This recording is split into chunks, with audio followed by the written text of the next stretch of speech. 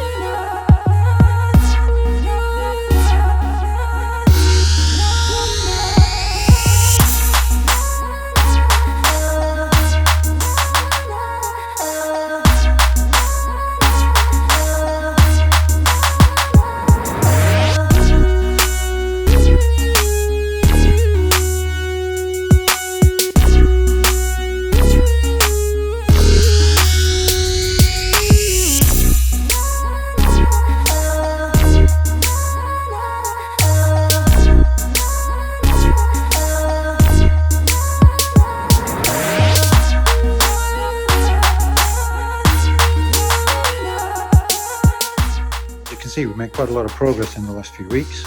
Front subframe has been painted, assembled. We've got a coilover, ride height adjustable shocks, alloy vented front discs, looking very nice. We've also made quite a lot of progress on the engine. If you recall, this is a 1275 automatic. We've upgraded it with a performance pike with twin carburetors, shaping up rather nicely, as you can see. However, we did come across one tiny problem when we checked the registration for the rolling chassis that we bought. So if you can remember in the first video, I questioned the emissions versus the registration of the rolling chassis that we bought. Turns out it was built in 93, but it was registered in Land and Lands in 96, which means it was booked in under a Euro 2 classification. Now that's a problem because that will not allow a twin carburetor 1275 engine. So we were left with a few choices, one of them being to completely abandon the project or to try and find a donor vehicle. And actually, as luck would have it, we have been able to do just that. We found a 1300i SPI, single point injection donor vehicle. The engine's a good runner. The rest of it required some pretty heavy TLC, but the price made it attractive enough for us to actually start again. Now we've not lost any time because the rolling chassis is still at the body shop, but we don't expect to get that bike until mid-January. So we do have time to dress this one up.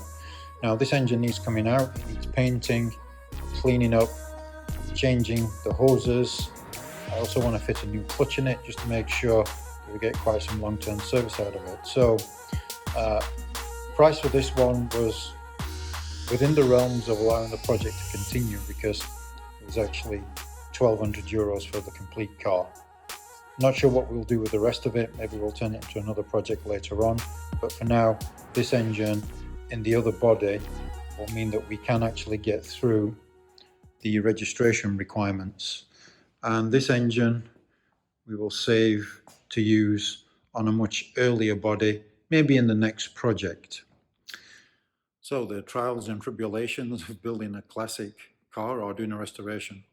It just goes to prove that it doesn't matter how big or small your budget is. If you do not do your research at the beginning, you're bound to run into problems. In this particular case, we didn't research the registration of the rolling chassis deep enough, and we ended up building the incorrect specification engine. Now, fortunately, we can use this in another project, and we were able to find a reasonably priced donor vehicle, so the project can still continue. But it's been said in many other videos, those TV programs that show you how to restore a car in 40 to 45 minutes, they do not reveal some of the challenges that you will come across. And these projects take a hell of a lot more time and probably a lot more money than you realize. So these projects should not be undertaken lightly. Make sure you stay committed, see it through to the end, and I'm sure the results will be fantastic, but watch out for those mistakes. Thanks for listening. Look for the next video. Talk to you soon.